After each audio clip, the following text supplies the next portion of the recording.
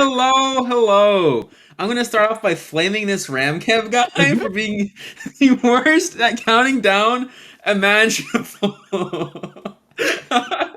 Math, that's awkward. math major, by the way. PhD in math. Wait, did I skip a number? I Anyways. wasn't paying attention. No, I don't know. I'm not too sure what happened. Anyways, hello. Welcome back to episode 10 of the Triforce Tactics podcast. My name is Spicy Appies. I'm joined by my two hosts, RamKev. If you want to say hi. Hello. What's up, everybody? I can't count. And Jirachi. Hello. And we have two monstrous guests on today. Two absolute behemoths from SEA. We have JosePaolo himself. If you want to say hi real quick. Hello, guys. Hello. And we have Kjaos, Kjaos, KJAOS, Mr. Keefe himself. You want to say hello? What's up, everyone?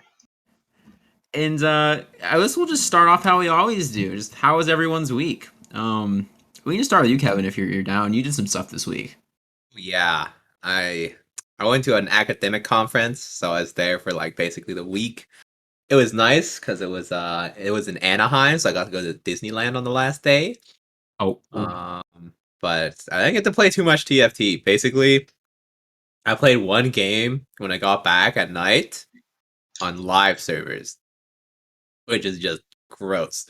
And I went like on a second place streak. I placed second 7 games in a row. And every time it was just plus 10 because there are only masters playing on live. Plus 10 second is when you know, no, I need to stop. Yeah, it gets bad. It gets bad. How's your week been, Jirachi? Well, I haven't played PBE since... I haven't played PBE at all. I haven't played TFT since the weekend. I did a couple days of streaming over the weekend trying to get past my rank 4 wall on live. Was not successful at all, but I had a great time anyway. Yes, I had a great time on live. Yeah, what a concept. That's crazy. Being like, wow, no, set 5 Bedge. Oh no. I still was having fun with set 5.5. I don't know. I seem to be in the minority. But I haven't played TFT since then. I haven't touched PBE. I've been taking it super easy this week, honestly. Mm-hmm. Just kind of like mentally resetting because it's getting to that point in the semester with grad school and stuff. And without going into too much detail, I'm kind of going through my Ho phase. I never had an undergrad, so that's a great time. Oh man, and that's all I'm saying about that. Speaking of having fun on live, I have grad school worries, going to an academic conference. I got drunk and played Dommy Mommy on live. That was my week. No, okay. So I've been talking about it so consistently for like 2 months now about how I want all set, honestly. But then like the last I guess month and a half or so, I've been like hyper focused on playing Dommy Mommy on live, and I just never hit the Sinspat Leona start. And so it was like my second to last decay game for Jose and Keefe. Dommy Mommy is you just reroll Sinspat Leona and you try your hardest not to go 8th, and if you don't go 8th, it's a dub. And so I literally. Yeah, it's a fun game to play, especially when you're inebriated. And speaking exclusively Japanese. Yeah, it was a fun stream. So I loaded into the game. I saw the spat start, the spat carousel. I saw Leona spawn in. I literally popped off. Like it was like got a shiny Pokemon or something. I have not popped off that hard in like months and months and months. And then. Yeah, it was insane that I got that. I all caps said no one buy Leona. You all guarantee top 7. Guy went 8th, played himself. I went 7th. Go 8th with Dommy Mommy in the game. I do not understand. Yeah, it was actually almost like a top 5 because everyone was like 10 HP. If I wasn't drunk and was able to like position properly, I probably would have been like top 5, even top 4 because I was like Kha'Zix 3. I had like Diana 2. I think I might have had 6 Sinin. It was crazy. But yeah, it was Sinspat, Redemption, Spark, or like ZZ Rot or something, I think. It was just there for show. basically, I had a Kha'Zix 3 with items on it that did all the heavy lifting. But I see. man, when she crit, she did like 200 damage. Oh yeah. Yeah, that's Yeah, crazy. baby. 200 damage. And so that was the highlight of my, not just my week, highlight of my year, honestly. How have you been, Jose? As you, I just caught you drinking water. My bad. Before I say what happened, I actually thought Dami Mommy was like some kind of beach wall expansion or some shit. Yeah, I didn't know it same. was like a TFT comp or something. Like, You wait a said second. Leona, I was like, since Liana? Like, when? what? Huh? Some new thing okay, cool. Yeah, my week was really chill. I spent my birthday last Saturday, which was nice. Got this new hoodie. So, Happy late birthday! Also, for the you. audio people, the video people can see this, but Jose and I accidentally kind of matched because we both have pink hoodies Yeah. with like the checkered The thing going on. checkers. So We got that connection. Let's go. yes, But yeah, week was super chill. Played a bunch of PvE. Don't want to burn myself too much like before the start of the set, but PvE's been pretty hypey. So can't wait for it to hit live, I guess. Hell Yeah. yeah. Hell yeah. Super agree. And how have you been, Keith? Been chill. It's not my birthday, so I I guess. F. We just did the podcast on the OC side like a couple days ago. That was fun. First time, new podcast, and then we're doing it again right now. So, A but it's 5 popular a.m. pair of people. I have coffee here, so 5 a.m.'s not that bad. I know y'all. It's not. Y'all are It's DJs. fun. It's fine. Yeah, well, if they told us before we if went we woke up live. a bit earlier, yeah. Yeah, they told us before we went live that they've been up playing League. They haven't gone to bed. They've been up Yeah. straight through to 5. Played Flex, played ARAM, stayed Yeah. woke. You know how it is. Not bad, not bad. So you two have obviously you're quite the dynamic duo. You've had a lot of what were the you just top won like 2 big duos tourneys on like the OC side of things, right? If you want to talk about that a little bit for a second. One OC, one EU. Gotcha. One, hell yeah. And 2, so that's kind of, you guys have a reputation of being this very strong duos team. And I guess we just start off with a kind of kiss a homie genre of question, but why do you guys work so well together? What makes it click? You can go first, Keith. I don't fucking know. Honestly, valid. Trade secrets. Sometimes I it don't just know. works. You know when it clicks, you don't have like. Yeah, You just say it clicks. You don't have to explain yourself. Yeah. That's fair. There's a spark, and you've just been running. I think Esha said that we were Mario and Luigi of duels, that kind of thing. You know. Oh, you can't take that. Some- Dax and I have the Mario and Luigi branding for Stimmy, bro. That's true. That's fair. That's cool. You guys are like the green toad and the yellow toad, or the blue toad and the yellow toad. Uh, Like the shy guy. we'll find a You can take better something duo like- comparison. better than Mario and Luigi. I'm Yeah, we'll thinking find like something for sure. Yeah. But yeah, on a more serious note, I think that stylistically we've always played the game fairly different. I'm like a reroll, either bot 4 or top 1 degen type of player. Keith is the most consistent player I know, so we just kind of balance each other out in terms of like playstyle. So yeah, and I think that's like really important for duos because like, you want to have like contrasting playstyles. You don't want to clash in items. You don't want to like, play for the same thing. But at the same time, like, I guess individually we're both really strong, but like it also shows in like how we play is like completely different. At least that's what I think. So yeah.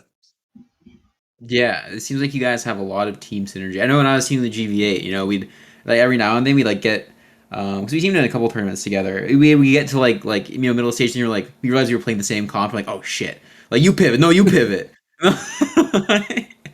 So that synergy, that like acknowledging each other's play styles and playing around it is definitely super super important.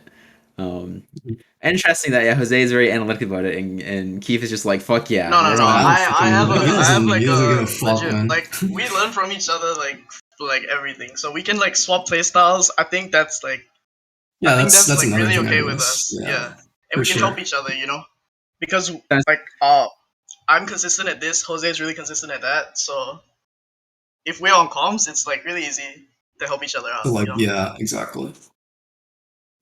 Someone in chat said Sonic and Tails. Well, that's a good one. Tails? Tails, You don't even know who yeah, Tails okay. is. What the Okay, fuck? maybe Yeah, that's not a good I only know Sonic, bro. Like, cool. Yeah, okay. Gotcha. My experience with Sonic amounts to playing Sonic Forces and losing losing a bet while playing Sonic Forces in college. It was like a joke to play it. 'Cause it was like a really bad Switch game that came out, and it came with a set of stickers for your Switch controllers. And to this day, I still have those. I can show you. You can see the Sonic Forces on my Switch controller right here, because I lost a bet that resulted in me putting Sonic Forces stickers all over my Switch gear. So. I don't show my Switch to other people. Yeah, that game was not good. Happy's That I mean just that a big yeah. Sonic Forces fan. He's just trying to hide it. Like, just trying to find other big fans that would like trying to be super low key about it. I think the only Sonic game I played was Sonic Run 2 on PS2 or something. That was lit. I was playing it with my cousins when I was a kid. And Or just like Sonic nonstop. Adventures too, I think. No, it was like a racing game. Oh, I see. Is it Run? I- I think it's Run.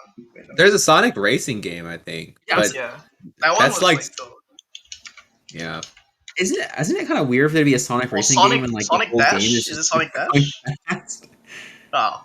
Oh, Sonic Those are All all Stars game. Racing. That's like the Mario Kart ripoff. Yeah, of it was Sonic. like a Mario, yeah. Okay, this is super off topic. What game did have a sick Mario Kart ripoff was Crash. Team Crash Racing. Crash Bandicoot, that shit was insanely good.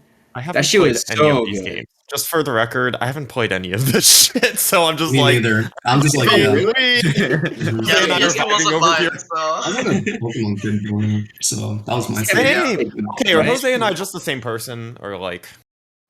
We show up in this hoodie. We're both Pokemon kids. We both have no idea what the rest of call is talking about. Yeah, Crash. Like I didn't even I know think Tails was Abby's and I the play yellow Pokemon. one. Like, I played Pokemon. Yeah.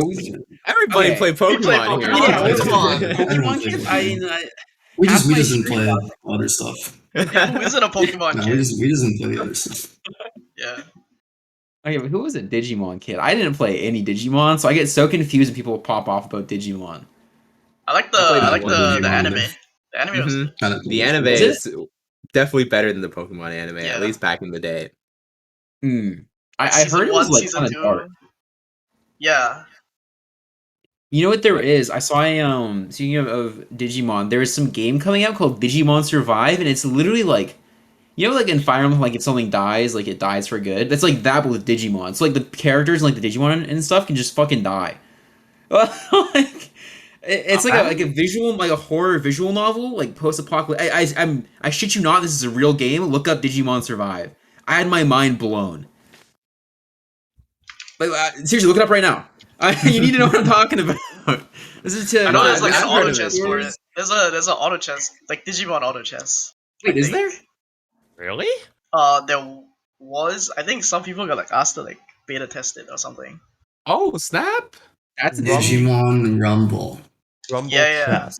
Interesting. I have Is that no the- interest in this That's like a whatsoever. thing. I'd be down. Turns out Oh, that's the Digimon too. Rumble, you know? We all switched to Digimon. Yeah, Yeah, fuck it, no. Digimon streamer. Fuck it. What is like a Digimon trainer called?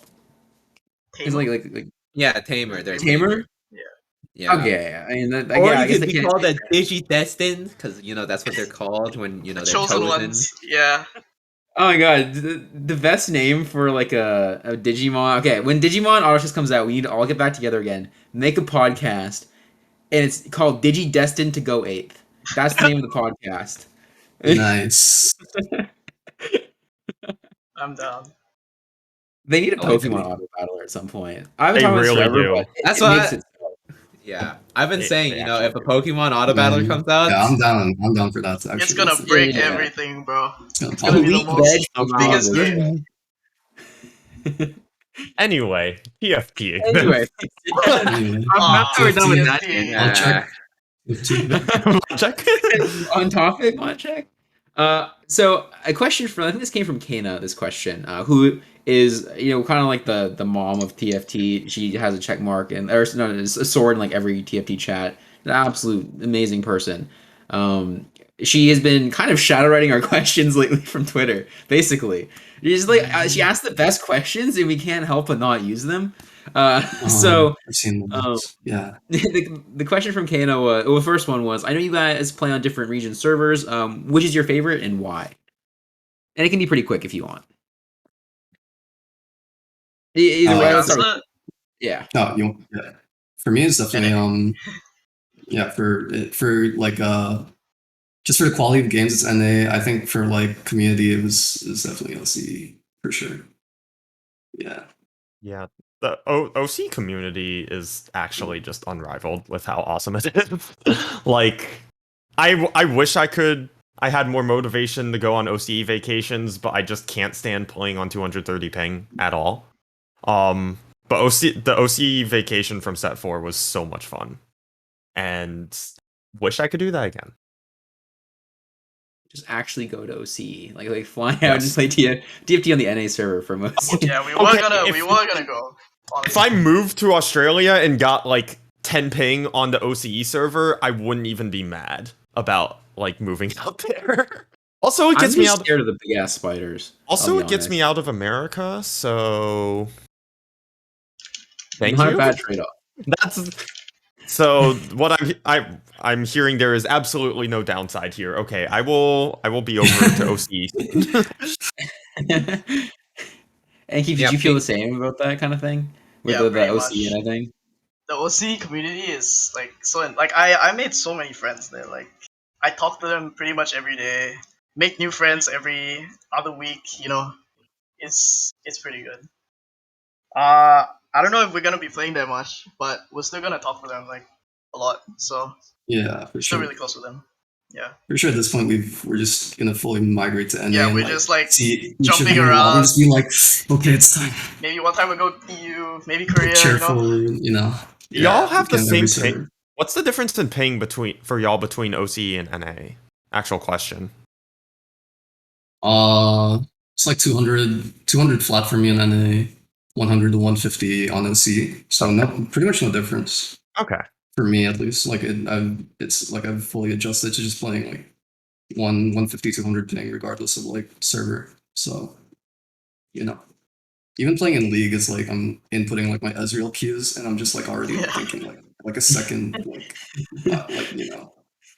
it's weird. End up just being like the new faker if you play on 10 ping. you just see into the future. Yeah. But no, I also honestly I totally agree that like at least for the ladder, like NA as a region isn't like super dominant or anything at all. But I feel like in general also just like everyone comes to NA. Like all the best players from like every region just end up playing on NA. So the NA ladder ends up being super competitive. And it's really good for like it's good for getting recognition because also if you hit rank 1 on NA, doesn't matter what region you're from, you're doing something right. So that gets a lot of attention. And even if you're not hitting rank 1, like the competition on NA ladder, it does help you get a lot better. So yeah, like there's also a lot of different playstyles from every different region. Yes, so, it is very diverse. Like I can play tell, like this is a Korean player, this is a Japanese player. Yeah, I can play back-to-back games, have one lobby be like half Latin American. And like the other half is European, and then the next lobby is like a mix of NA, China, and Korea, and it's just two completely different games, and it's wild. It's fun. It's fun. International server at this point. Yeah, pretty much. Like it's what it's more recognized for. For sure. And it's like that all the way through the ladder. I'm like, Kevin, I like, being, very consistently ranked 1 in this set and like playing in those lobbies and stuff. It's like the same deal, right? It's just like a whole mixing pot of like different regions and personalities and stuff. Yeah, there's a whole bunch of weirdos out there on ladders just doing whatever they want. Sounds about but- yeah, I mean, like the thing, like I don't know. Honestly, when did it start? Probably set 5, right? Like there are a lot of Korean players coming over. Even before that, like maybe we're lucky because the online tournaments have been held on NA servers. So perhaps that's partially the reason why, like, you know, if you want to get used to playing on NA servers, you got to play with NA ping. But True. you know, we have the VXs, you know, the Chinese win trade accounts or / boosting services. Awesome. You know, I- it's They used to be win traders, and then I think a few too many Were of they them got banned. actually? There was some kind of win trading going on the NA server. VX3. There was. I don't know. At Well, this Even in point, even in OC at one point, I think like 3.5 Yeah. or something. Yeah, At there's this that point, big. I think they're just account selling. I'm really not sure. I was gonna say there's that big win trading thing, right? There are all those Kerm's golf accounts that would just win trade him every game. Yeah, that's crazy. yeah, what the fuck? Like, that's crazy. It's Why would you actually guys Yeah. trade for Holy Kerm? shit. What? who in their right mind would just Yeah. start something? I like know that? they were very I- blatant about it too. I don't know. Come on, man. No one would ever do that. Okay, I know, I know. Launching Groom's Okay, You're reputation. listening. They did Come on. not actually win trade Kerm. They did not win trade Kerm. As far as you know. Yeah, true. Very true. All I know is that I get one of those lobbies and I'd win trade Kerm. I'd be like the pseudo golf equipment. Not really, but you always have that pipe dream of being like the golf equipment that wasn't actually golf equipment. Yeah. So we can move on to the next question here. Again, provided us by Kana. So you know, it has historically been. I don't know what it's looking like for this set. I haven't been super up to date with it, but generally SEA has not been able to historically qualify for Worlds, and obviously that must be something very frustrating. And I guess what is the way to stay motivated? And just like with that in mind, and just in general, when you know, there's not a clear way necessarily to hit the world scene and stuff like that. And either of you can start. I'll give you a second to think about this one. Yeah, we're just like, yeah. No, take your time. Yeah, take your time. Like, It's a tough question.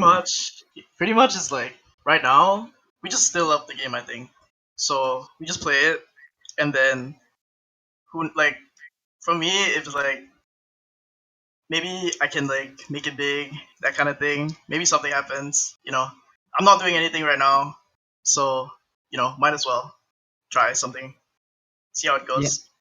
So far, it's For been sure. going pretty well. Hell yeah! Even That's you like guys the have that's performed like the good. that's like the short answer. You know, like I don't like. I don't know. I pretty much like gave up at this point. You know, so I'm just enjoying myself. I do feel like that's a huge thing, though, for just for TFT players in general. A lot of us, even over in NA, where like we have the path to Worlds and we have this whole like competitive thing going on, but like a lot of us have been pretty disillusioned at different points, just because it doesn't look like it's going anywhere. Or like formats are garbage, like prize pools are non-existent, and even next set, the prize pools are like fine. They're not like insane. Which, if for anyone who hasn't seen, Giant Slayer announced the qualification format and like all the tournaments for set 6. And that whole path to regionals and qualifying to regionals and all that. We'll talk a little bit more about it next week because we don't want to spend a ton of time like talking that while we have the SEA guests on this week. So we'll touch on that more next week. But for most of us, like even when we're trying to be competitive players, the love of the game really has to be there, I feel like, or else you get burnt out so easily. And for me personally, that's actually helped out a lot. Especially embracing having TFT as a side thing during grad school. Like, I want to keep this going because it's fun. Like, just straight up. So, trying to have fun with things, and when in the, like, how's our week going, and me saying, I'm still having fun with set 5.5, and everyone else is like, what? How do you have fun with set 5.5? It's like, well, I just like playing the game. I don't know. Yeah, whatever you enjoy. Yeah, Yeah, and exactly. pretty much. and my roadmap for how I want to approach set 6 is I didn't want to spend too much time on PBE anyway. So I knew that at least the first week of set 6 PBE I was still going to be on set 5.5. So, and I didn't want to just like not spend any time playing TFT because I still love the game. So I was like, hey, we're just going to keep playing 5.5. And I still love playing 5.5. Like I had so much fun, and I was, especially towards the end of the set, I was really trying to stream more. And it's mostly just on weekends now, but the weekend streams are so much fun because I kind of just let go now and just have fun and don't worry too much about rank or like competitive stuff. As in my mind, I'm like, I have grad school. I'm not spending all my time trying to be the literal best player possible. And that also helps me let go a little bit mentally, like knowing my time commitment to this isn't necessarily conducive to being hyper competitive. So that lets me kind of just have a little bit more fun. And at the same time, like when I'm having fun, like I was climbing a bunch towards the end of the set just playing on weekends. So it kind of loops back around into the letting go a little bit, having your motivation just be fun, and it still improves your performance. So Yeah. Yeah. I think another thing is that not like having a spot right now is like we can take breaks whenever we want, so we don't get burnt out as fast, that kind of thing. Yeah. We don't have to focus on like snapshots and that kind of stuff, so we're just chilling. And Jose, do you feel Mm. kind of similar motivation wise? Yeah, I enjoy the game to its core. Like since it came out, like for me, like growing up, I wasn't really good, or like I was decent at like a lot of things, but never things that like I invested myself. There's always someone telling me like, "Oh, you should try this out," or "You should try this out." Like, and I think TFT was the first thing I was like, "Oh." It was something I picked up myself and like watched YouTube videos and all that thing. So it's, and like to try to like learn the game and like pick it up, and it was just something I genuinely enjoyed playing. And none of my friends understood because no one else played it at the time. It was just like me. So when I found this community that like also enjoyed this, it like helped me stay motivated because like we could like share strats and like get in call and like backseat one another, even though it's not really backseating, it's just like, that type of thing. But what else? I'm one of those people that if I don't play, like even if I miss one day of playing TFT, it's like I completely forget how to play the game. Like I will, if I skip one day, I will go 8-7, 8-6, like for a bunch of games, like the next game. So it just helps that I enjoy it a lot because otherwise, like I would break out of that habit of like actually playing every single day and then bot pouring every time I miss a day when it comes to like, not playing, I guess. So yeah. For sure, for sure. Kevin, well, how do you stay motivated? I mean, it's mostly I like it's just having fun playing the game, like I think I've never been burnt out of the game until like set 5 was the only time where I really made an active decision to try to not play the game. But Yeah. outside of Vein that, veg. like main veg, Brand reroll, set reroll, Verticals. LeBlanc, verticals, skirms. Oh. Yeah, but like the thing is like as long as the game is not to the point where like I'm forced to do the same thing over and over every game, it's just like it's great, even if the set isn't like the most exciting, you can like make it exciting, you can like Tommy Mum. yeah. You can play Dami Mommy, you can like you Unia can play a 3. comp you've never played before, you can lose to comps For you've never sure. seen before, and that's like the great part. Like, as long as there's like diversity and like in the way that you can play, I think I've never really lost motivation to keep on playing. And it's not the motivation for me, at least, that hasn't for the most part doesn't really come from like wanting to be better because I didn't when I was, coming up as a player, I didn't really care about being number one that much. I just wanted to like play the game and like figure out as much about the game as possible.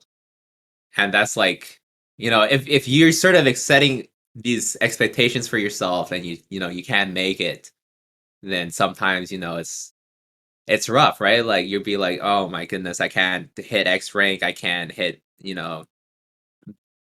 I can't win tournaments or something like that, then like, eventually it gets to you mentally. But if you like just focus on the game and just focus on like how fun it can be, like, try different things, try to learn different things. And then I think it helps a lot because like, I think the reason why I got burnt out in set 5 was because, every single patch you play the same way, basically. And for me, that was like, I don't want to do this. But like, every single other TFT set that I played in, there's always been like that nice variety, the nice sort of spice where, I've always had sort of a motivation to keep on going, I think. Yeah, for sure. I think the having fun thing is core.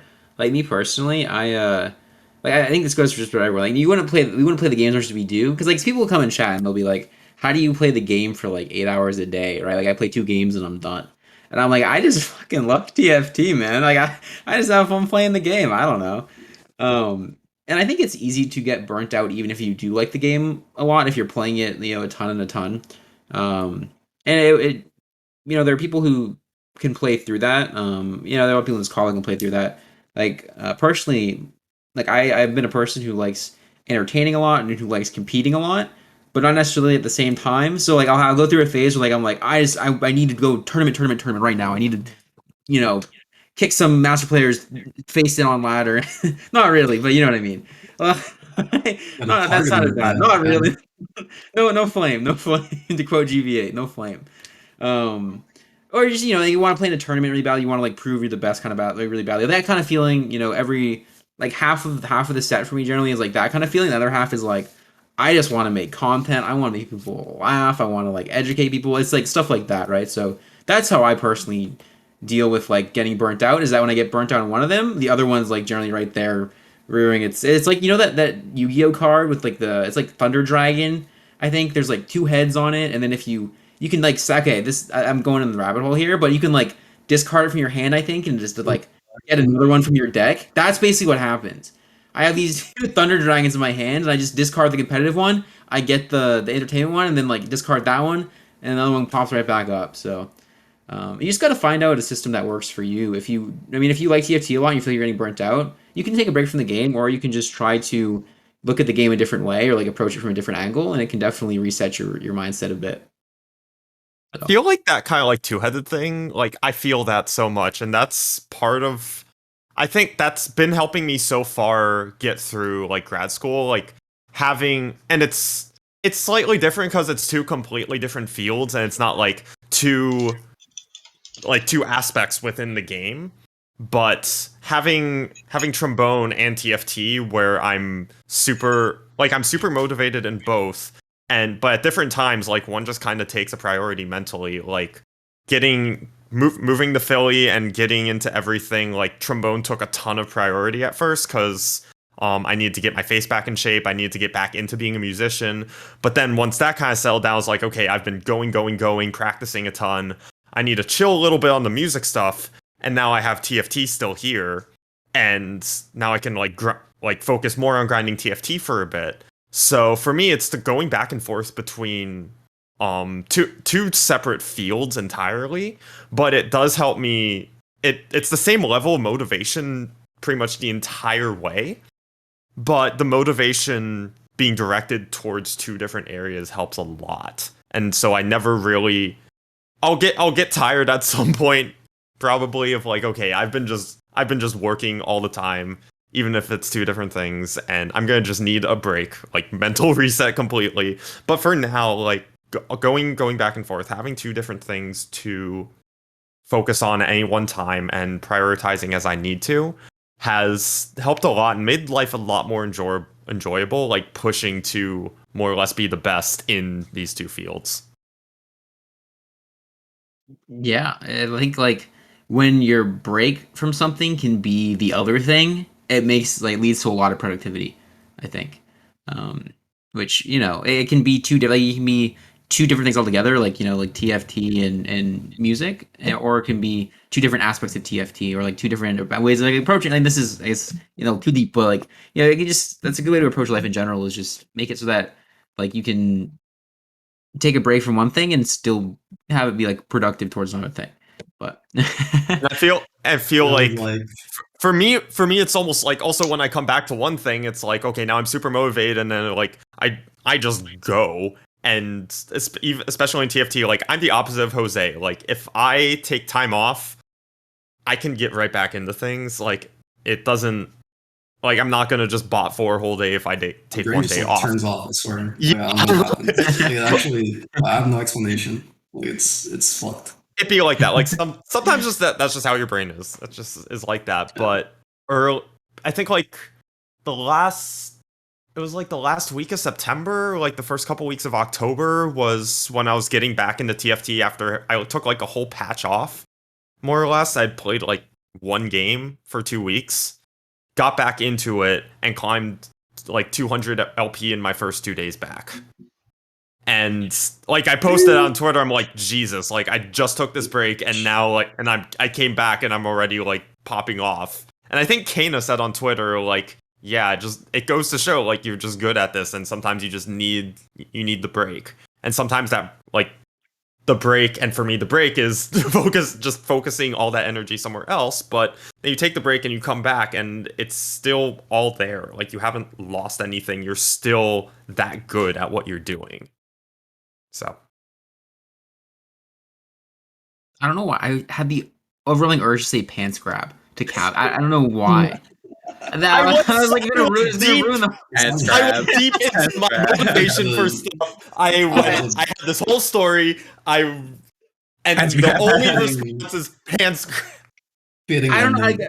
It was like I was thinking like a period, yeah. like to cap the sentence kind of deal. I don't know. It's such a beautiful sentiment, and I just wanted to say pants grab. Yeah, Heaven's rubbing off on me. I I feel don't that. know. Yeah. Well, Uh, okay. Well, we can get a little less deep now. Less deep as far as like life goes, and more deep into set 6 down the rabbit hole. What's I wrong with think I said being rabbit deep? hole like 3 times today, and I have no idea why, but we're gonna keep rolling with it. So set 6, have you two played a bunch of it yet? You said you have, right? We didn't Yeah, play. We didn't hard grind for it. Like we don't want to Mhm. get burnt out too quick. Gotcha. We played a fair bit. played the We just tried different things played every game.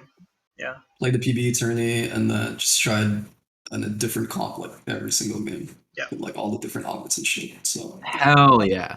How was the Um, PBE? How did you feel about the PBE tourney, Jose? Because we had a Nico on last week, and he talked about his thoughts, but I want to hear yours, Loki. not gonna lie, I really thought I could have played a lot better because the last game I went 8th.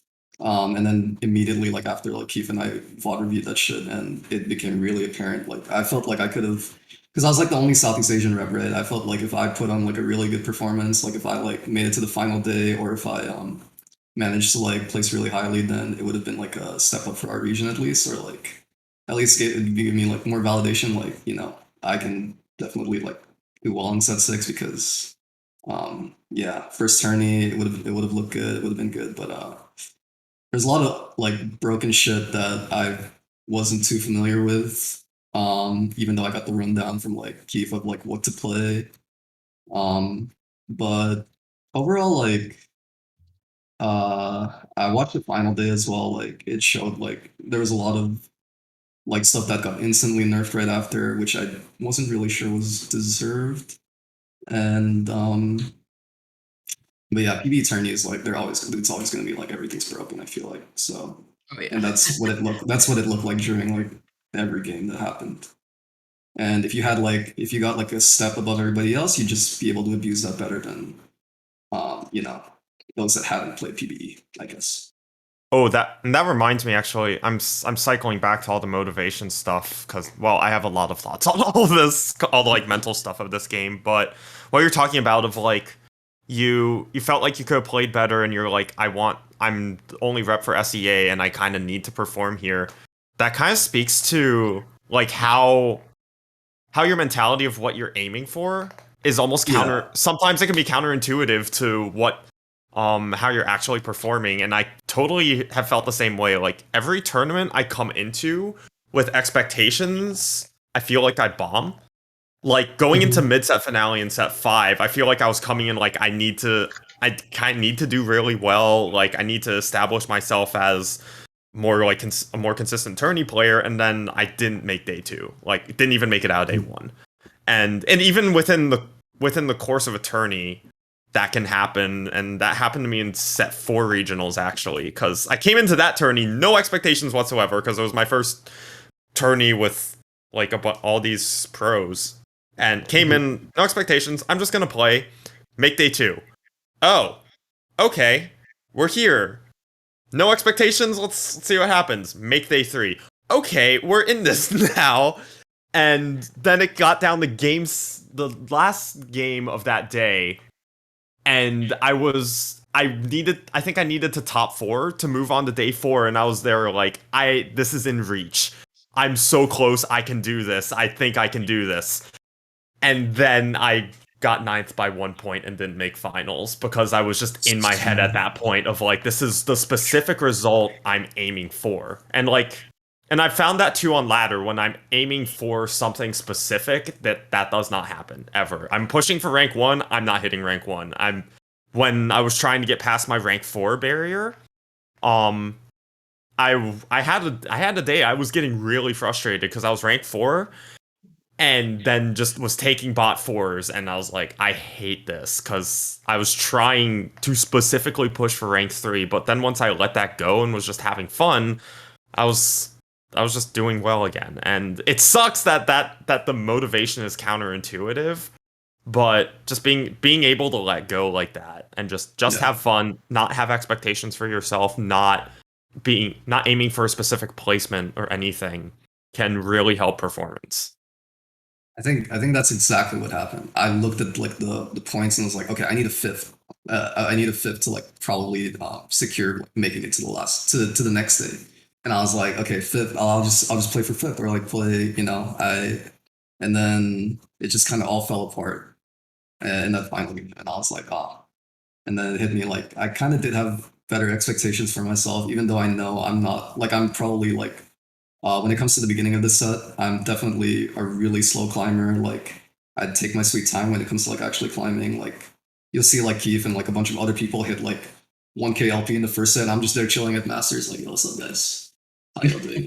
So it's okay. I'll catch up. I'll catch up eventually. I'll catch up, like, he climbs like 700 LP a day, bro. I'll catch up when it finally clicks. But yeah.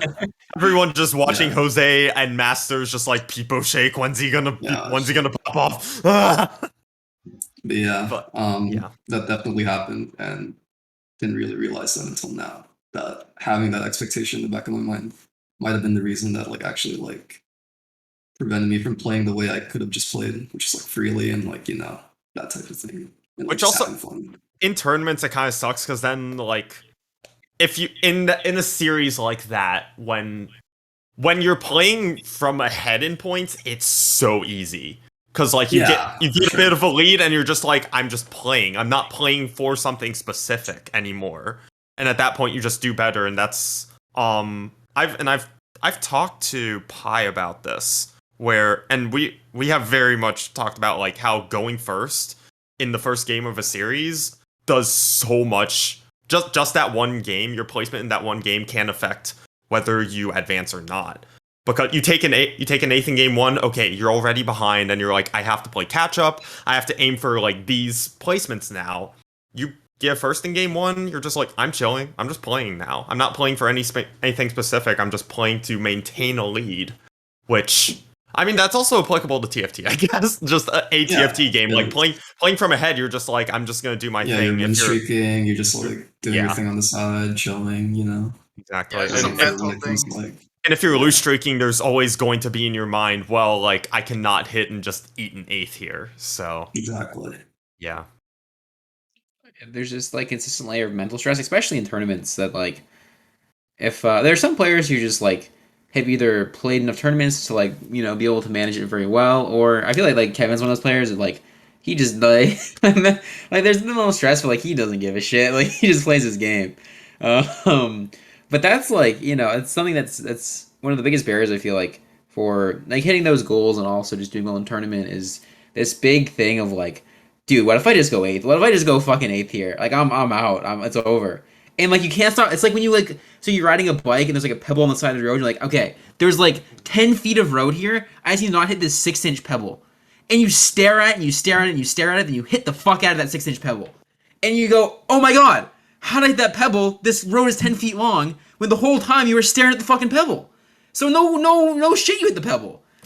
I speak from experience. They were talking about I caught a bit of Fight Night last night. They were literally talking about this on cast because what happened going into game 4, the last game, like I think Jive and Thrive was in first and then went 8th because he was like, I need All I need to do is not get 8th. Like, you're so focused on not getting 8th that you eat the 8th. And then whoever wasn't 8th at the time top 2'd that game because they were just like, fuck this.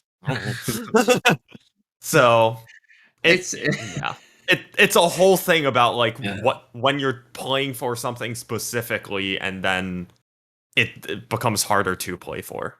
There's some type of psychology thing for all this. Like I'm talking about something psychology related without knowing any terms for it or any psychology background, but it's super fascinating to think about still. Yeah, this is something I've thought about a lot because I think it's one of the biggest things I have to like shore up going into set 6, like hitting the tournament scene again. And I realize that like at least when I'm in tournament, I'm sure this goes for a lot of people. Like I look at that pebble like no one else. I stare at that bitch and I do not look away. And that's like it's just not a healthy way to play, like on ladder or in tournament because. It's gonna make you play not only like it'll make you play worse, but a lot of that is it makes you play very self-consciously, I feel like.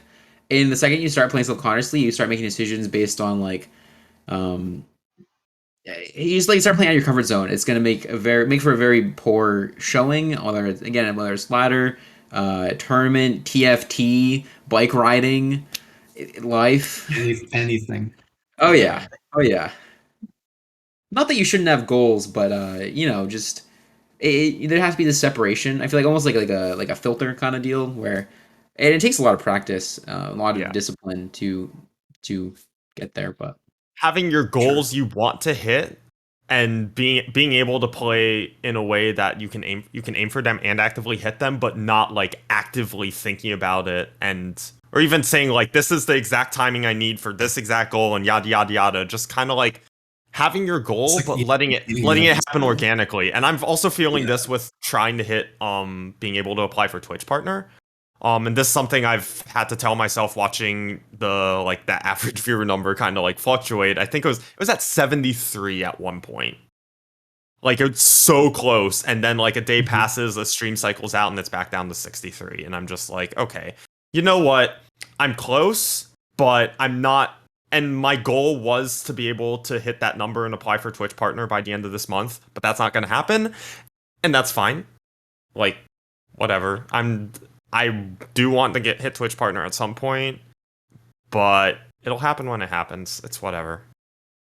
Yeah, I think anyone who watches my stream or I guess talks or anything knows I'm generally a pretty positive person. I'm much more on the optimistic side than not, and I think. A lot of it is when you set a goal, it's focusing on the best case scenario and focusing on like doing your best rather than focusing on like if you need to not go eighth, don't like if you're let's say you're in first in a tournament, right? You need to not go eighth to qualify or whatever. And so it's not focusing on like I need to not go eighth, I need to not go eighth. It's just like I want to do better, I want to like push myself, I want to get first. Like you gotta it's like never focusing on what's behind you, focusing on what's ahead of you, focusing on the positives and like it's just not zoning in on that.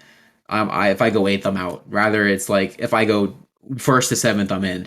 Right? Like that's the healthier thing to focus on, and like focusing on that will really, I think, help that like mindset separation pan out for. Again, this is TFT. This is also just life or bike riding. If you're like me and you've hit a big fucking pebble too many times. Really sticking it down, huh? Oh yeah. You guys still focusing on the pebble again, bro. I fucking hate pebbles, man. I don't know. Hits in his life. Pebbles, dude. Yeah, I have a grudge against little 6 inch. Okay, 6 inches is kind of big for a pebble. I like these little like 2 inch idiots that just constantly go under my tire. I don't know. It's awful. Or like the pothole. 6 inches is still pretty small. Is it? Are we talking about rocks? No comment. Anyway, 6 inches, like half a foot. That's half a foot.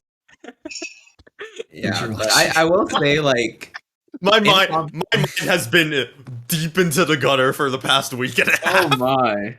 Like, boy. I am down there. This is supposed to be a family-friendly podcast. I don't think we're talking about. Are we the really pebble. sure about that? Yeah, I don't think we're talking about the pebble anymore. Oh man, We're It's talking alright, about we're pebble. No, we're talking about pebble. slightly larger rocks. Yeah. Yeah, let's go with that one. I like that one, Kevin. Good. Yeah, going from pebbles to like Big bigger pebbles, fat big rock. pebbles. Bigger rock. Not quite a rock. But like, For okay. bigger rock. What's in between a pebble and a rock? Is it like a proc, like brunch, like a That's proc? what I was thinking. A Like rubble, fucking proc. a rubble, a rebel, Uh, a stone. Wait, maybe not a stone. I think I don't It's think not a it's stone. I think stone, stones maybe. are big. No, stones Are are they? big. I feel like stones You can know be. It's what? like I feel stone, then it's boulder. You know? I feel like you know? stones like implies a level of like smoothness, like Yeah. shapeliness. Where like rock, I just think of some big Gravel. chunk of something. Wait, no. Gravel, gravel's smaller. Yeah, it is Gravel's small. smaller. It also Pokemon. has like a lot. Right? just, Yeah, I don't know. Can we make a word for like what's in between a pebble and a rock? I'm gonna go with I like what you came up with. Yeah, proc. Like sure. proc. Rock. Yeah, I mean, that sure. makes Yeah, sense. we're gonna patent that, and now we're gonna be hosted by like the I'll just say the American Proc Society, but the worldwide Geologists. Proc Society. For the audio, dedicated to studying procs. for Spotify, by the way, the Twitch stream can see it and YouTube later can see it, but I have done the soju and I have sunk very deep into my. This is a very important Looking for conversation. procs. We need to figure this Yes. out. Very pertinent to TFT, I will say. Yeah. Uh-huh. Very pertinent. Discussion of the girth of rocks. And Okay, now is the Malphite a rock or a corresponding proc? terminology. That's a rock. I thought He's a Malphite was a respawn mountain. He's like D-Rock, actually. He's not A-Rock, he's He's a- D-Rock. So what's a the big girth of Malphite? Yeah. It's a I'm Malphite done. a boulder. He's a big I'm boy. done. Is he a boulder? What constitutes a boulder? It's bigger than a rock. He's a mountain. maybe- No. And it's set 6. Wait, is he? No, is yeah, he is. really big? He's as big as a mountain, but they shrink him because it's Summon's Rift. Oh, what the fuck? Yeah. Oh yeah, that's a whole thing in League lore. Yeah. Anyway, That- set 6. Yeah. I just think that must be jarring if you're Malphite, man. Yeah. Holy. Catch me off the rift, bitch. Wait, is Malphite in set is Malphite in set 6? I have not paid attention. No, he's not. He's not. Okay, okay. No. Okay, so what I want to talk about originally with Set 6 was there has been some comps, some tier lists trickling in. We've seen the day 6, I think day 6 Sox Scramblin are the like highest profile players who have released these tier lists, and there's also been something that they worked on together, which is optimized Yordles. And what do we think about optimized Yordles? And I want to keep saying that one more time. Optimized Yordles. Yeah, I tried the entire good. thing. The 6-3 on bench and like the fucking comp itself. It's It got fine, nerfed man. the next day, and I was like, wait a second. That's kind of sad. This is why got I'm not nerfed, playing bro. PvE. Like everything's gonna get nerfed, everything's gonna get changed. Like Yeah, it already did get nerfed. Yeah. I'm gonna Yeah, I need to think it's touch still at some good. point. It's Like I'm definitely playing still this good. I'm playing this weekend just to get used to the units and stuff, but this is why I very specifically did not want to spend a lot of time on PvE, because there's gonna get so much shit is gonna get changed. I mean, this is the reason why I have always said that tier lists are like the most useless thing that you can do in TFT. Like it literally accomplishes nothing. Patch. People can change the shit. patch. You could have spent all that time you spent fucking making these arbitrary comparisons of champions and actually learning how to play the game instead. You know? Tier list like comp list, I would Alright, say. If we're scratching the tier list idea. We were about to make one. We're not gonna do Unlucky. anything. Just do a comp No, no, no. list.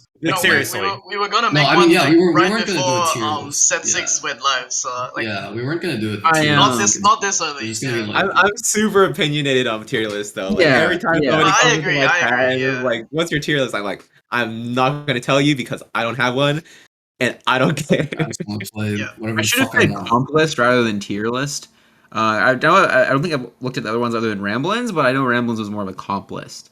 Yeah, I don't think his is even. He doesn't have anything. No, like- no, it's not a tier. I don't think it's tiers. Yeah, And put it- I think if you do something like, these are the comps that I think are good right now. That, Yeah, that's yeah. like, Yeah, I give think them that's the fine. pictures, give them the full positioning, so these guys can. Oh my god, this. Turn brain off, follow comp. but So yeah, I like, give- it's, oh, yeah, go I ahead, give Sugar, I give Sugar like a lol chess picture of Chemtex, right, for his thing, and he made it all the way to the last day, I think, or like Ooh. before that. Oh, yeah, the yeah, PvE tourney, like the the third day before. and he Yeah, just yeah, played it, and he just top followed like every single. He Like I followed the picture. I followed the picture. copied the Kjaos, picture thank to you. the T. Kjaos, Steve, thank you. Like he put the didn't slam triangle any in the items triangle hole, early. circle in He the put circle. the exact Literally- units in the exact Yeah, slot. literally He put put it. the exact items on the units. And I was like, wait a He second. built. This guy's He fire built head. Archangel's Mundo 4 out of 4 games. I was like, trust Archangel's With Mundo is like- really good. with like 4 But he just components slammed on it bench, in fucking one not fall. making anything. I'm just like, oh shit, this guy's Hey, he's it onto works out. something. But like, Chemtech was pretty broken.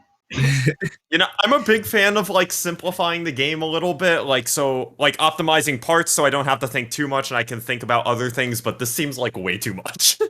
Like simplifying things like too much. When you can literally follow step by step something, then like something's wrong. But it's also like it's PvE.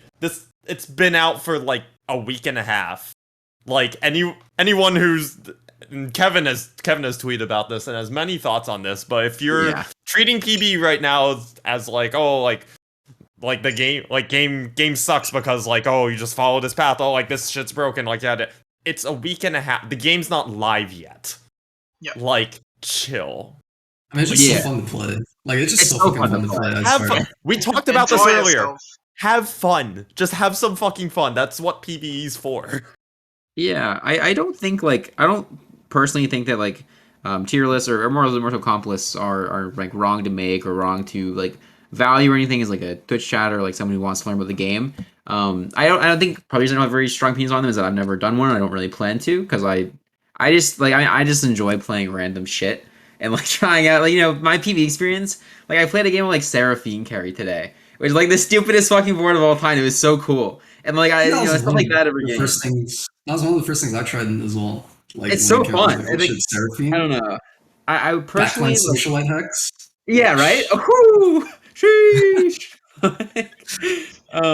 Like stuff like that is so fun to do, and like I don't think I personally will ever really look at like comp lists or tier lists or anything and like value them myself because I know that I will never play around something like that. Which I mean, it's Yeah. not bad to play around something like that. I don't think like if it's not in your style, it's fine.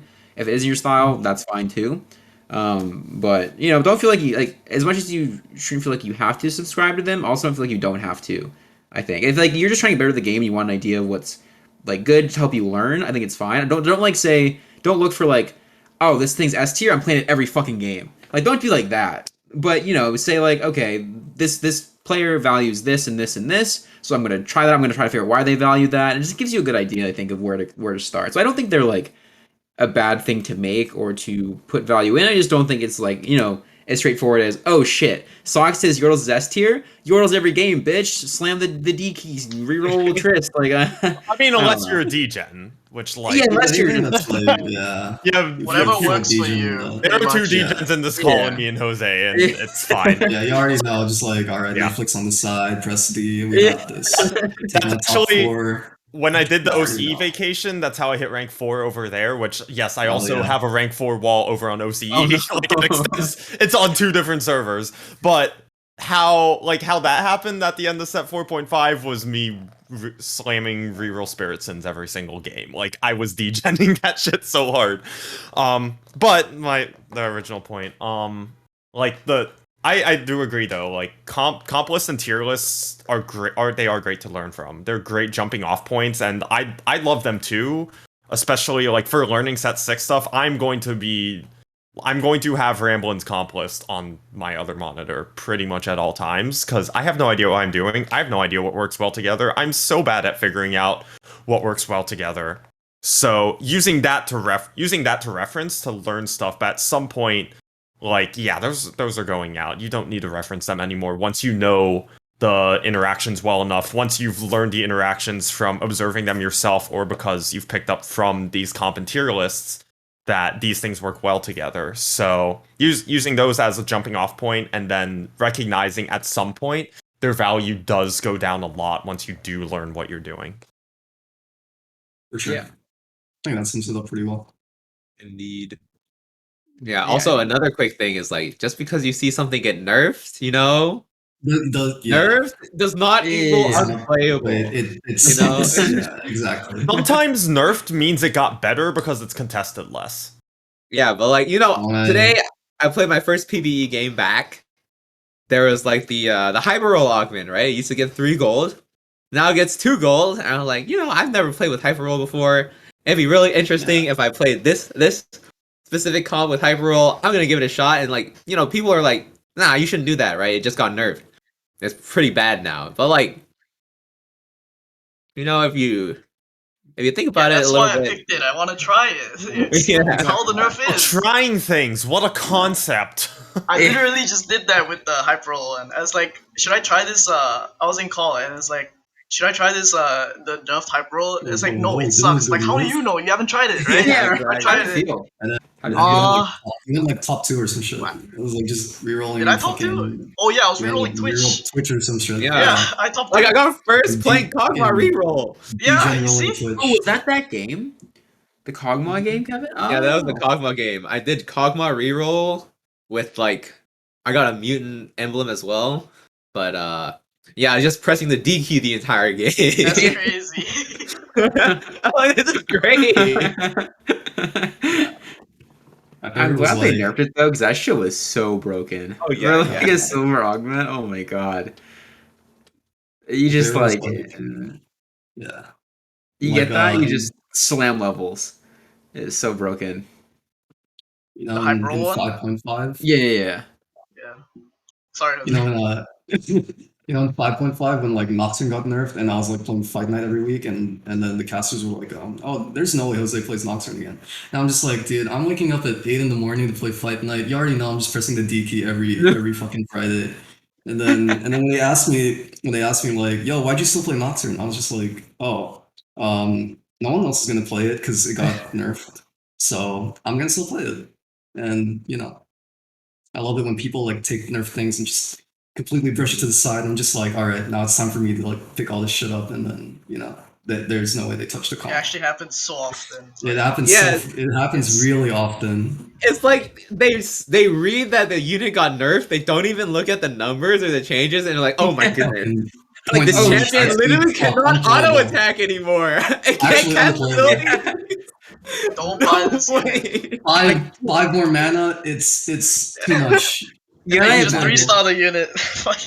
You know what I imagine is like some person in like a nuclear bunker. They're like getting into their plat promos. Or, you don't have promos obviously in TFT. They're like they're gold 1. Like they look at the patch list. They have the patch notes. They see Twitch nerf. It's like 5 AD, but they like I see them like they drop the coffee drops out of their hand. Like all these screens are on. Like they're typing in everyone's Twitch chat. Like don't play this. Don't play this. Don't play this. It's just 5 AD. The good old league. 5 AD either does literally nothing or is the biggest nerf ever. It's 5 AD scales with star level. Like there are sometimes Flame gets nerfed and it is enough to make it like much less consistent. But like it's rare that becomes straight up unplayable. If anything, a lot of the time, like Zed for example, Zed was so fucking broken and they nerfed it like over and over and over again. But he was still playable the whole time, even if he wasn't like as broken as he was initially. I don't know. I just use Zed because Zed is the most broken fucking unit I can imagine. But shit for Zed. That was dropped fun. aggro. That shit was D-gen. Oh Just yeah. LD gen. That shit was so 3 Z stupid. players in the top 4. None of them have 3-star anything. Yeah. It's like Z2 with an RFC, one Zeke's on Kennen or Kali, and then like just like a bunch of 1-star shitters. They're just farming everyone. You have your Ash 2 on the side with like Warwick 2, everything else. You're like, oh, there's a Z there. Okay, I lost. Gen. Unlucky. Also, like, Shit's oh, the insane. shit, the Zed's on the other side. I don't target soon enough. I lose. My bad. Oh, those are the days. That's fucking wild. That version of Zed. It's you normally now you think with assassins like, okay, send assassin on top of carry to kill carry. When no, that version of Zed, you sent it to the opposite side because it could get like randomly one shot, but then you sent it to the opposite side and it was 100% killing that carry anyway without jumping right on top of it. And Oh yeah. It's no. insane. it's not fun. Either Zed jumps on top of the carry and depending on the shade rotation can still one-shot it, or jumps to the other side and guarantees one-shots the carry because the carry's never targeting the Zed. So that Do you ever think RFC was the problem in hindsight? yes, yeah, for sure. I think it was- But it was also Z. It was definitely Yeah, like with URFC though, Zed wouldn't have been nearly Zed, Shade, and RFC all combined into like this perfect storm of fuck this. Yeah. Well, then even like in it wasn't as broken obviously in 4.5, but like Zed was playable. Mhm. Like just it was what was it? It was Ninja Slayer. Zed. Slayer, Yeah. 4 spirits. Oh, yeah. That shit was Just play Full Spirit. so dumb. Yeah. Yeah, 4 Spirit Z was kind of busted for like a It's For funny. a good while. Yeah. It's funny how the Zed started as Force Spirit, went to ninjas, and then back to Force Spirit. Like I just realized Yeah. that, and that's kind of Just funny. hella cheap. It was like Yeah. way cheaper to play. Yeah, Diana Yeah, being I think it's the his same for Akali as well. Yeah. Mode Same 6, set. go. everything with 4 spirits, sharpshooter, And spirit. RFC. You didn't Yeah. have to. Zed chosen, you're just Okay. chilling. Yeah. Do you remember didn't have 4-star to. Diana? Actually, yes, and also you Which didn't was have cool. to I like- that rely was cool. on. You didn't have to rely on hitting Shen. That was it too. So Yeah. anyway, Good old days. I don't know if they Something were like good, it. bro. Yeah, You I have don't a know weird about definition of good. Insane. Some dark times, bro.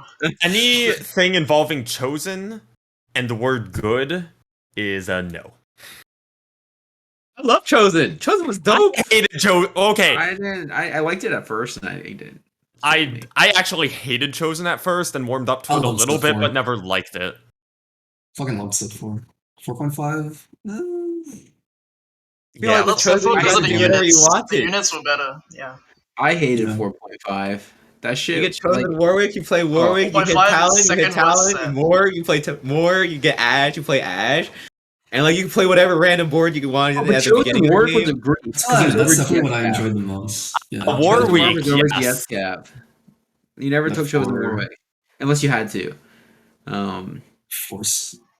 4 cost It's crazy that it zero. was actually worse. Chosen I was like a Warwick one trick for a while. Not during War Week, but after War Week, I was Warwick one 2.0 trick. when No. Just when he was like, it was just like our like Deathblade, Runan's QS, and you just play it. Yeah. that was the 2.0 Warwick, yeah.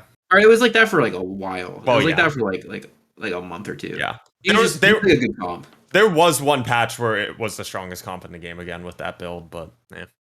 Yeah, I remember playing a tourney during Warwick and I was like, all right, I'm going to spend this tourney just countering it and trying to find a way to counter it. 4 people went Warwick and I went 6. And I was like, okay. Yeah. Never mind. So I actually gained infinite LP during War It's Week actually because just sad. everything else is uncontested, no? Yeah, same. Like 6 people playing Warwick, so you're chilling. I actually gained like 400 LP that week or something. It's crazy. You play anything but Warwick, you take your top 4, take your plus 10 and get out. Just I everyone. played Warwick once, it was the fastest first of my life. I was like, no, I don't want to touch this. It's not okay. No. This is too easy. I need a Hyperbolic challenge. time. But like the Yeah. thing is that like week I think Stocks hit rank 1, not playing Warwick at all. Mhm. And I played one Warwick game and I still gained I had something similar. I gained 400 LP that game, that week. I didn't care at all. I was like, eh. If you didn't People play, are you taking just didn't Warwick? notice it, honestly. No, I knew all about it. I could hear in the background. People were like, "This Warwick." Or unit I is so didn't notice it in trash. like it Warwick." didn't feel like it was like I don't know. I feel like if you didn't play I don't know. Personally, I think if I didn't play Warwick, I wasn't like cursing Warwick to like I was like Warwick. You know, I was like, oh, there are 4 Warwick players. I'm like top 3. Like Yeah. I don't know. Unless you they just all don't pay hit attention Warwick to them, too, they then just- you're fucked. So Yeah, then you're fucked. But My- they Every really single all Warwick out of the pool. Yeah. My favorite screenshots are screenshots of 7 Warwick players and 8th place. And same thing with set 5 Vayne, where it's top 4 Vayne and bot 4 not Vayne. Yeah. Vayne was whack. We don't Uh, talk fuck about that. that yet. Fuck We don't man. talk about That was yet. that was the least fun I've ever had with TFT.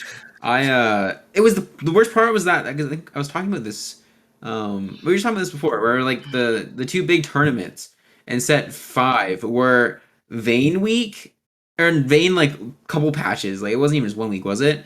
And then the one where like redeemed and just like all the verticals were the verticals were out of control the whole set, but they were like redeemed in particular was super out of control.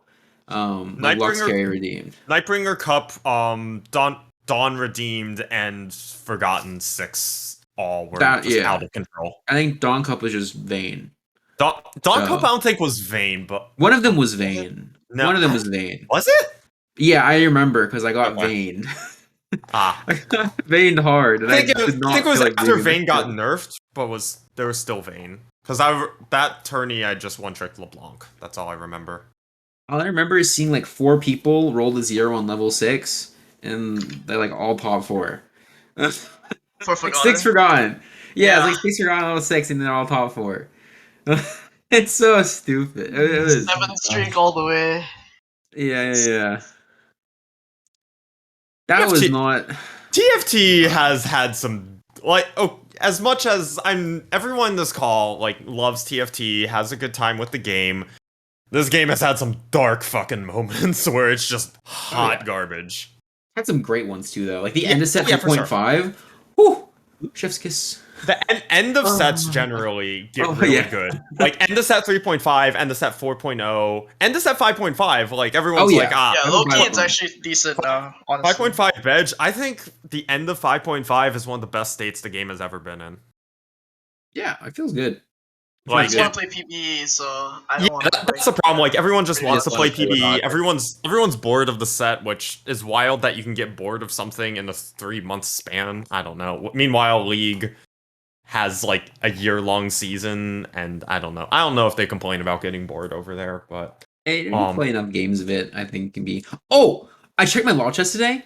I played exactly 777 games, having finished my decay games. So nice. I think at the jackpot.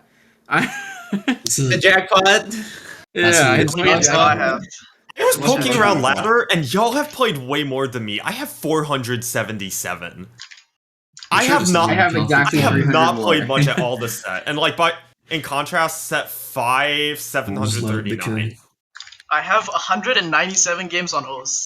That's less than 200. Damn. Sheesh. Meanwhile, I Let me see played NA. over 1,000 Holy games Bepo. in set 4. I have a lot more. I definitely Bepo have like played 1,323. 256. Meanwhile, that's my goal for set 6. Play as many games as possible. I've played less than 500 games this set. See how that turns out. meanwhile, Bepo has played almost triple the number of games I have.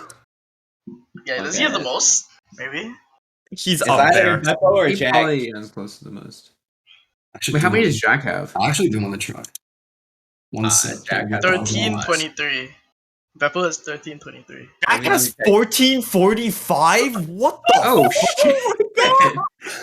I didn't really play that much TFT. Is Jack okay? Do we need to check on him? Oh, How is Alright, he I need sane? I need to get him into some PvP lobbies tonight. We gotta get him out. Holy crap! Get him Oh, out! is he still playing? Is He still was playing? still playing live Pull him earlier out! Pull today. him out! Team 40. Code red. That's crazy. More Nice. games than LP. Actually. Wait, he plays Hyper Roll. No, he No, doesn't. it doesn't. He It doesn't doesn't. count. It doesn't Okay, count. it's okay. Does It's, that count? oh, it doesn't count in I that don't number. think so. Wait, he has a hyper roll rank. That's not even count. Okay. Okay, Okay. Well, that's whatever. Jack has So- played a lot of games. Jack has almost 1,500 games. Jesus fucking Christ. Oh, Okay. Beppo linked the leaderboard. There's an actual fucking late. Yeah. Jack it's is number one. Jack- Beppo's number two. 1424. Holy! I want mine to 1,000. He got his plate 1,000. Wait, Holy crap! there is a silver 2 player who has played 4,321 games. You should I see think how he's many just players. FFing. Yeah. You should see how many games the Iron 4 players have. Those people have Oh shit! Yeah, ridiculous Christian amounts. Bale. You think it's actually Christian Bale? No. Oh, maybe actually. Maybe. No, there's no fun. There's no. Why not? There's He's no too way busy. Christian Oh my Bale is God. playing 4,000 games of TFT in 1 second. Number 5 is just named Cock Dick. I'm looking at that too. Oh, the server. Holy shit! So is this person? What is this person in Silver 2 doing with 4,300 games? Are they just enjoying the game a lot, or are they just doing it like? No, they're probably just FF. Like, Well, they're not FF? Iron 4, something? so they're not Oh, FFing every I can game. tell you what they're doing. They're farming tokens for the league pass. Look at this match history. They played 4,000 games farming tokens? It's one of those. I mean, they like, don't have to play the game, technically. They That's have true. one That league. is true. Whatever. You, I'm not you worrying specifically about it. you specifically lose a couple games just to stay a certain MMR. That's Maybe what they're you- farming goobers. He's like 1-1-1-8-7. All those content farmers? Yeah. 1-1-1-8-8. You know what it is? I bet they're like a YouTube clip farmer. The YouTubers, yeah. Yeah. So YouTuber. They're looking. Jose knows the exactly what I'm stream. talking about. Hell, The YouTubers. bruh. That has to You be won't what it is. believe No? My How hard I trashed these. How hard I trashed these silver players. Or it's like they just hit like 3-star 5 costs and stuff like that, right? Content, bro. For content. Yeah, it's content. It's content. And then we have 091509199. Is that a phone number? No, there's no as a. Are they one of the DLVXs? No, 091's not an area code, right? No. I'm gonna what? For anyone wondering, number 69 is Tiny. Their name is Not Tiny. This list is kind of cool to look at. Coincidence. Jack is rank 11. Bepo is rank 19. Like overall? Yeah, overall. Oh, Jeez. Oh, These man. people, y'all play the game too much. Have you considered taking a break? Hey, sometimes if they like it Yeah, that you much, enjoy it, you know, play, what you play. gotta do. I mean, I'm also a big proponent of just like taking a break in general. I mean, I talked about this. Like, take a Yeah, break. Yeah. Let your time you're spending grinding be actually effective instead of just grinding nonstop. Which is also something Bepo is on break. I've had to teach myself that too. It's fine. Yeah. I mean, this doesn't account for like Smurfs and stuff too, because there are probably a lot of players who are like around the 800 mark, but just have gone like half main, half Smurf. I'm 100 on the 800. I'm 100% on the 800 mark. I'm pretty sure. Yeah, I Yeah, think so I looked at earlier. You're on like the somewhere like 800, 850 mark, Kevin. Mm-hmm. I'm definitely less than 500. I'm not a player that plays a lot of games during these sets. I think a lot of people know that. And they actually know me. They know I don't play that much. It's like, That's fair. yeah. Watching I don't does a know. lot. Like Yeah. you got so much to learn from watching, and like VOD review and stuff too. Played Yeah. 550, give or take, combined over both accounts. I think there was one day I just played like 20 hours straight. And that was like the longest I've ever played. Like 20 plus 20 games. hours. Yeah, I That's don't know long. why. I just played. I got Just- rank 1 though, so it's fine. We do. Worth We it. take those. Yeah. We do Anyway. take those. I got like 6 firsts in a row or something. It was pretty good. I was too tired though. I slept for like the whole like 2 days straight. I think I haven't since I started streaming. I haven't played like any more than maybe like 10 to 12 hours. Like 10 or 12 hours is like the most I've played, and that's like maybe once or twice in one day since I started streaming. Before that, when I was playing, I started in like the beginning of quarantine, and so I would literally just sit and I would play for like I would like play a game, take like a 10-minute break, play a game, take like a 10-minute break, but I'd do that for like 16 hours, and it is that shit was insane. For me, that was a lot for Pure me. degen. Pure Yeah, degen.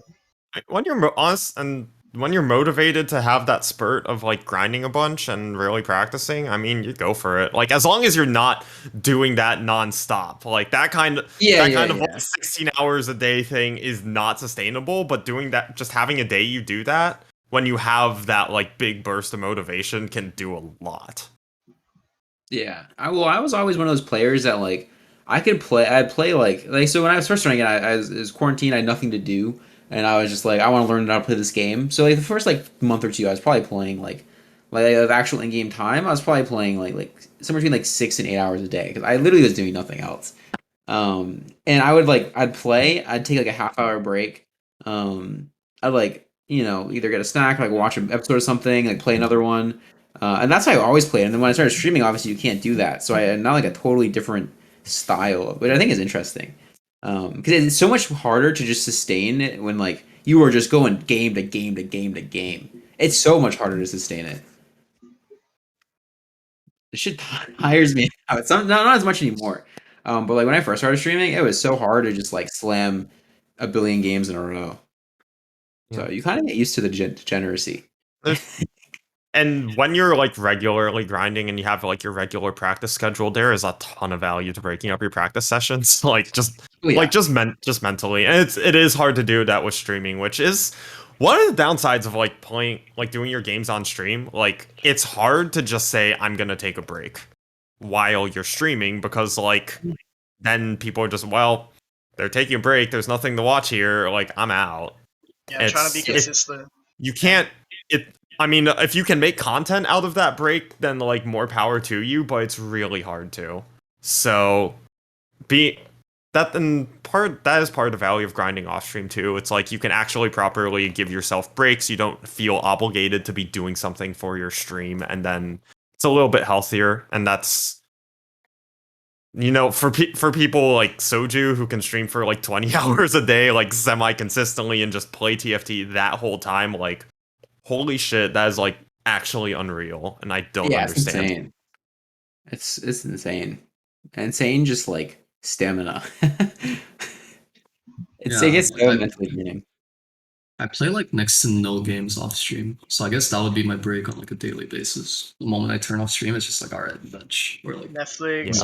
Watch somebody else play, because I mean you're still taking in like the what they're doing. And especially if it's like someone that's like good or like better than you. That's actually why I try to keep my streams a little on the shorter side. Like I try to keep like max will go like 6 or 7 hours. Like max. A lot of times they can be like more like 5-ish.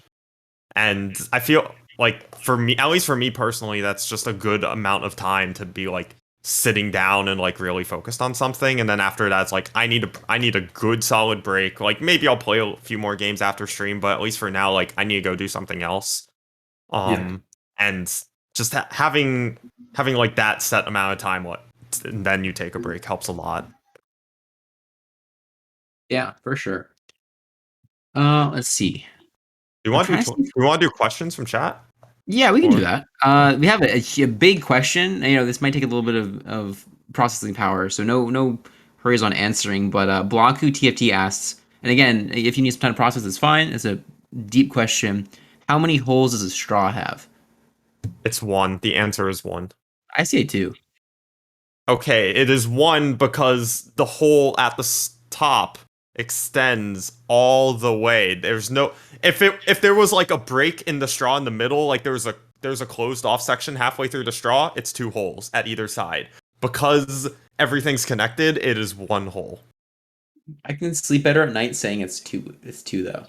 You guys are crazy. Straw doesn't have any holes. It's just grass that's dried up. There are no holes in that. Wait. I'm talking about straw. This is my answer. A straw has 0 holes. Because it's just dried up grass. Yeah, It is a cylinder. It's a cylinder with 1 hole through the middle. I need a. It's not a cylinder. No, there's no way it's a cylinder. There's no way it's a cylinder. Think It's like about yeah. People listening could not tell, but I was making a motion with my hands as if I was like. Honestly, I don't know what this motion's like, I but don't it's think like I'm this trying to motion say is that either. it's if it's some motion that's supposed to say that like a straw is like the hole in the middle is not part of the straw is just the 2 is objectively a wrong answer, 0 is the answer. It's 0 or 1, 2 It's is definitely not the 2. wrong It's answer. definitely not 2. It's definitely not 2. It might be Yeah. 3. What? But only when you get a straw from Dunkin' Donuts. Yeah. And then you try to sip your colada and it just all pours out the side and it feels terrible. That's the fucking worst. It's like the pebble You in the know, road. this I was gonna say this happened to Abby's after he flipped his bike over the pebble. Yeah, when I went to go get a consolidate. He was gonna go in his colada and fucking it just slushy colada. And tripped over the pebble and then spilled the colada right all over himself. straws with holes in them are the fucking worst. It's so frustrating because you're like, I just got my food and my drink. I'm gonna take a sip, and then it's like you have to suck so hard to get anything to come out. It's just painful. No context things. Yeah. Bro, Jose just came back and you... First thing is you have to suck so hard, bro. Like, Jay. Okay, but like no weird vibes. You have to suck so fucking hard if the straw's broken, and it's just annoying. There you go. Yeah. That's true. Much better. I share that. I like share. oh, that you're talking about straws. Oh, Oh, yeah. There we go. okay. Straws. Kind of- I mean, what else could we be talking about? I don't know anything else that you would suck on That a makes more regular sense. / Man, semi-regular why is basis. that so? Oh, okay. I will people leave. It's fine. We have another question that is a little more serious here. So Sagrito asks, for newish but serious players, I understand that fundamentals are crucial to learn first, but could you explain what that entails? We can start with Jose if you want to start with your idea of what like fundamentals are and stuff. And then like set 1, I watched Scar's video. Leveling, managing your gold, understanding what the units do, the comps, like that for me is like just the basics. Like just learning like all of those things as well. Like, you know, yeah.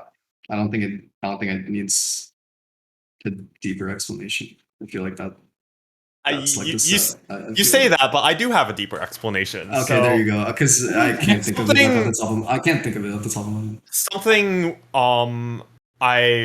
we talked about in one of my music ed classes in undergrad was this kind of like a spiral almost of how you teach someone something. Like you start at the very bottom, like super basic, and for new players, probably it's going to be what all the units do, just the basic flow of the game, the fact how to manage your economy in the most basic way of these econ intervals each get you 1 extra gold, so you want to be building up gold. You don't want to just be spending it to 0 every single turn. What the units do, what the synergies do, the very basics. Then you kind of go a step up in the spiral. You go into like how the game flows with like, okay, this is generally what happens early game. This is what generally happens mid. This is what generally what happens late game. You get the next step up the spiral of like econ of these are like certain econ breakpoints you want to be at certain stages, because then that promotes that promotes when you can level. And for let's say for units it's like these synergies just work well together rather than what each synergy does, and you just keep building it up from there. So it's probably not as specific of a answer as I think this question is asking for, but generally it is just going to be for the fundamentals. For a completely new player, you break it down into the most basic things, take those fundamentals of econ, game flow, and the units and abilities, and then you just build up. And that's something I'll teach all the way up to like masters players. I'll kind of break this down of like, this is a super fundamental thing, but we've gotten so far up the spiral that it looks way more advanced, but it's still based in fundamentals. Like all of those will stay the same apart from like the units, and it's like Yeah. that's what it like boils down to, like for me, like putting it down at like the dumbest level. Yeah. Which is also why, like, when I do coaching, I really try to talk about like game flow and like econ management, rather than like specific interactions with unit. This is how you position. Oh, like also positioning. We'll throw that into the fundamentals.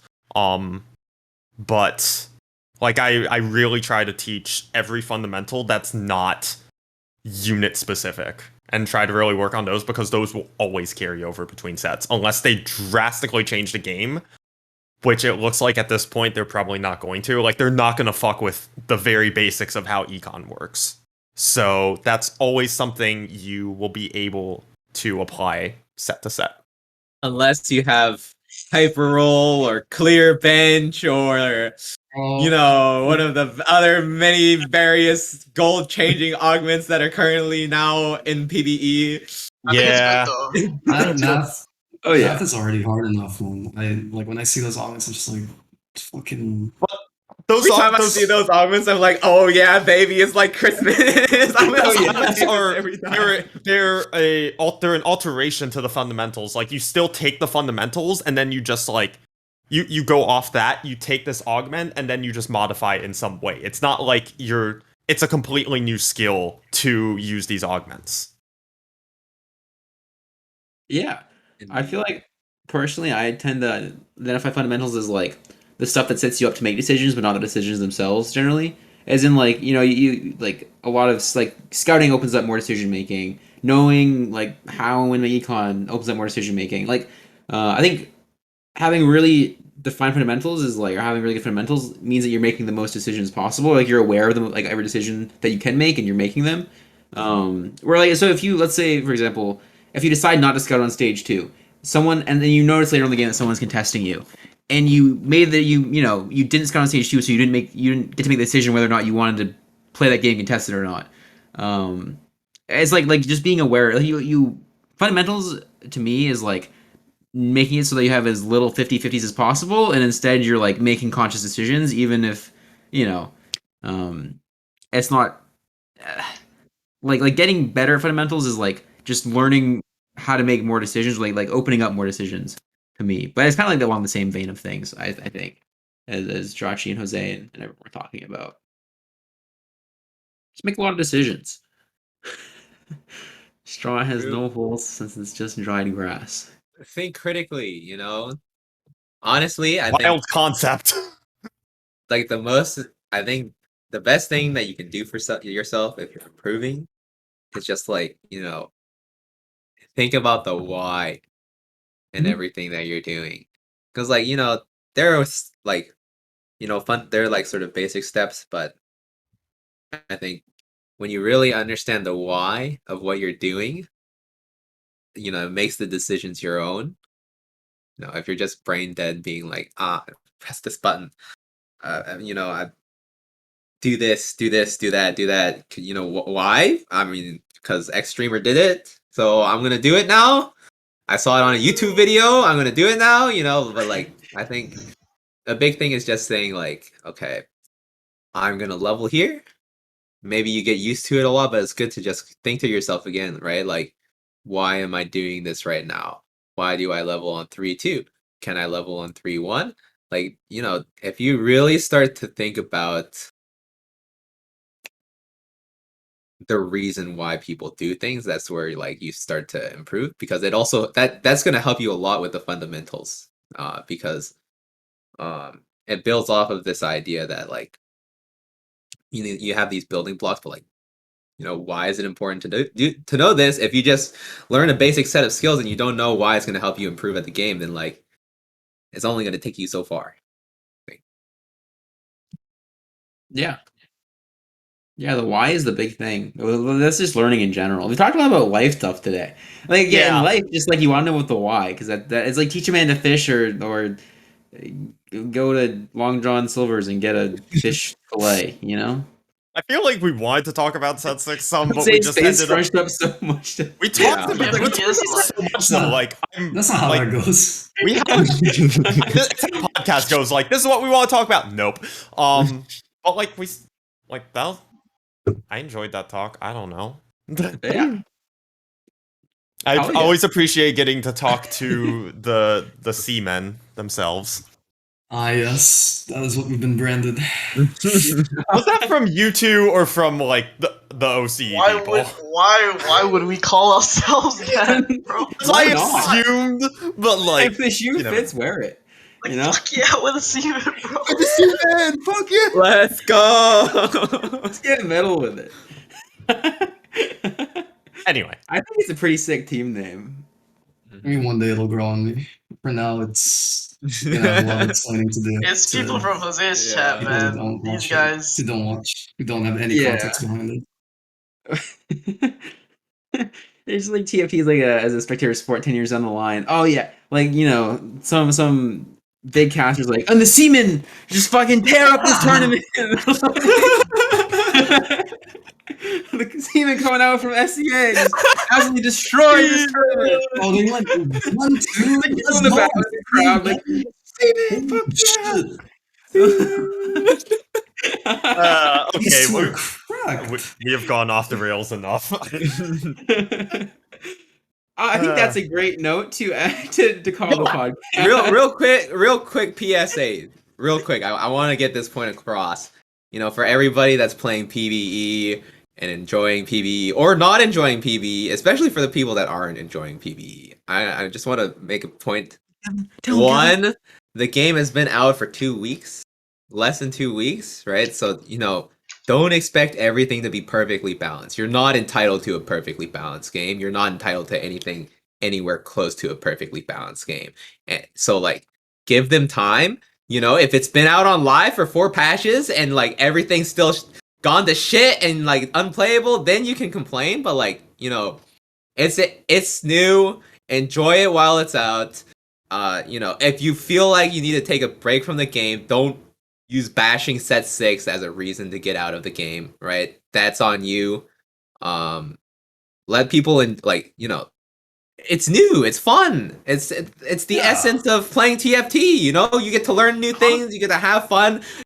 Hell yeah. You know, what's the point of being pessimistic like at this early on, right? Like we can be pessimistic after, you know, we're five patches in and like, you know, everybody's playing like, I don't know, Scion or something, and they're like 7 Scions in the lobby, and like this oh my god, I can't live like this. But like until then, you know, live a little. You know, I think the team has put a great amount of time and heart, and you can really feel it. So I think we're blessed. I think we really are. And Sound bad. similarly, hell yeah, bars. Hell yeah. And similarly to how we as a TFT community are blessed with Mortlog and the rest of the dev team, we at the podcast have been blessed by being joined by the Seamen tonight. Indeed. And if you guys have any shout-outs you want to make before we call things, Do you have any shout outs? Yes. feel free to make some shout-outs if you have any. Oh, thanks for anyone that's watching from Southeast Asia. Y'all waking up as early as us.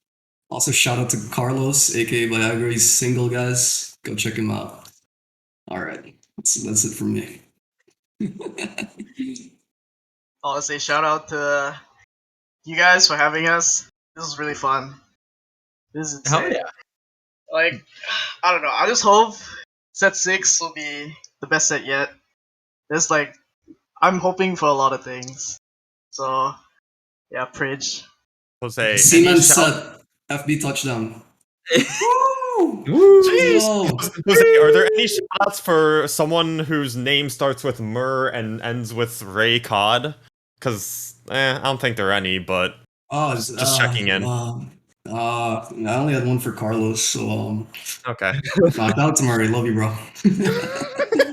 Yeah, if he's watching. Yeah. Well, thank Nice you two save. so much.